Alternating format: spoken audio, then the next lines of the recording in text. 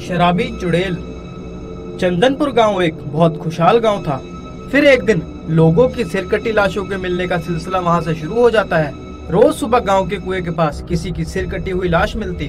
गांव में किसी को कुछ भी समझ नहीं आ रहा था कि आखिर इन गांव वालों का सिर कौन काट रहा है। फिर एक दिन रात होने पर सीता को पड़ोसी की चीखने की आवाज सुनाई देती है। डर के मारे सीता की नींद खुल जाती है। फिर जब वो अपनी खिड़की से झांक कर देखती है, उसे सामने एक चुड़ैल दिखाई देती है। उस चुड़ैल ने हाथों में गुब्बारे पकड़े होते हैं और वो सब गुब्बारे हवा में उड़ रहे होते हैं। उन गुब्बारों को देखकर उसकी आंखें फटी की फटी रह जाती है, क्योंकि वो गुब्बारे नहीं, इंसानों के सर होते हैं। अरे मर गई रे, ये तो वही चुड़ैल है जो इंसानों के सर काट कर अपने साथ ले जाती है। अजी जल्दी उठिए, वो देखिए वो औरत जो इंसानों के सर काट कर अपने साथ ले जाती है। फिर सोनू उठता है और खिड़की से नीचे झांक कर देखता है, लेकिन वो चुड़ैल अंधेरे में ओझल हो चुकी होती है। अरे क्या सीता, आधी रात को तुम्हें वहम हो रहा है? वहाँ पे तो कोई भी नहीं है। देखो, मैं जानता हूँ गांव में सर काटने की घटना बढ़ती जा रही है, इसलिए तुम घबराई हुई हो और अनाप शनाप सी बातें कर रही हो। अरे चलो सोने चलो, इतनी रात को खिड़की पे खड़े होना सुरक्षित नहीं है। अजी नहीं जी, मुझे वहम नहीं हुआ, ये वही चुड़ैल है जो लोगों के सर काट रही है। फिर अगले दिन सुबह होने पर सभी गांव वाले पीपल के पेड़ के नीचे इकट्ठे होते हैं। सीता सभी गांव वालों को उस चुड़ैल के बारे में बताती है। सभी गांव वाले सीता की बताई हुई जगह पे जाते हैं जहां पे उसने रात को चुड़ैल को देखा था। वहां पहुंचकर सभी गांव वालों की आंखें फटी की फटी रह जाती हैं। वहां पर उन्हें खून के छींटे और चुड़ैल के उल्टे पैरों के निशान मिलते हैं।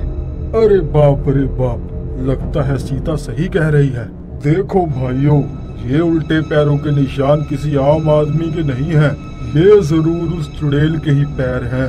देखो भाइयों, अब ये बात तो पक्की है, हमारे गांव पर किसी चुड़ैल का साया आ चुका है। जब तक हम इस चुड़ैल का कोई समाधान नहीं निकाल लेते, कोई भी व्यक्ति रात होने पर घर से बाहर नहीं निकलेगा।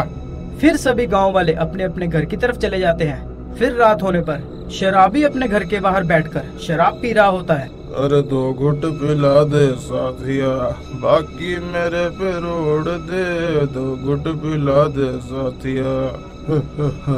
आज तो मजा ही मजा आ रहा है।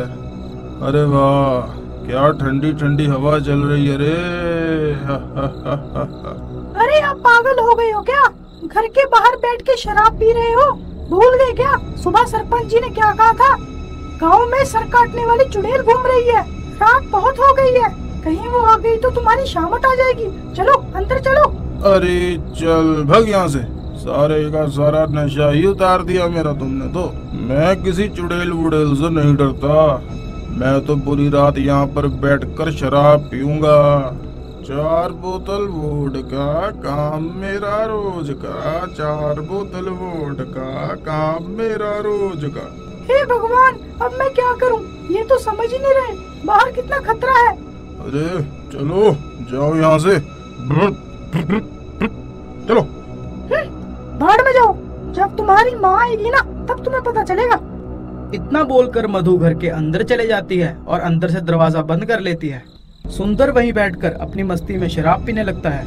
अरे हमका पीनी है, पीनी है, हमका पीनी है, हमका पीनी है, पीनी है, हमका पीनी है। तभी अचानक से किसी की गुर्राने की आवाज आती है। अरे अब ये किसकी गुर्राने की आवाज है रे?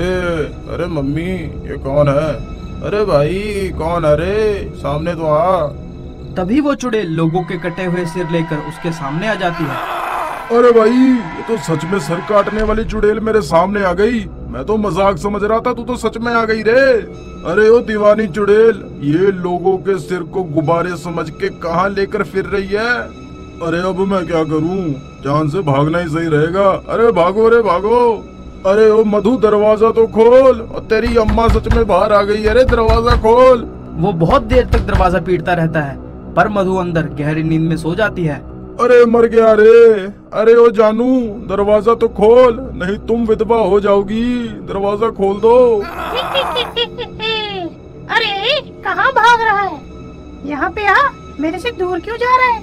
मेरी बात तो सुन, इधर तो आ। अचानक मधु की नींद खुल जाती है और वो भागे भागे दरवाजे की तरफ जाती है।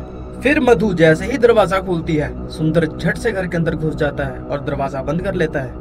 अरे ओ भाग्यवान, दरवाजा क्यों नहीं खोल रही थी? अपने पति को मरवाना चाहती थी क्या? अजी मुझे माफ कर दीजिए, मेरी आँख लग गई थी। फिर वो दोनों खिड़की से बाहर झांककर चुड़ैल को देखने लगते हैं। चुड़ैल उनके घर के बाहर ही खड़ी होती है। तभी उस चुड़ैल की नजर वहाँ पे नीचे रखी शराब की बोतल पर जाती है। अरे ये क्या चीज है?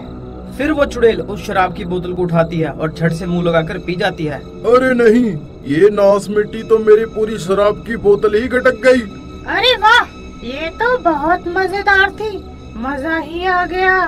अरे सुनो, मुझे कल ऐसी एक और बोतल चाहिए, नहीं तो मैं तुम्हें जान से मार दूंगी। इतना बोलकर वो चुड़ैल वहाँ से चले जाती है। हाय राम, बाल बाल बच गए आज तो। शुक्र है ये सर से बला टली।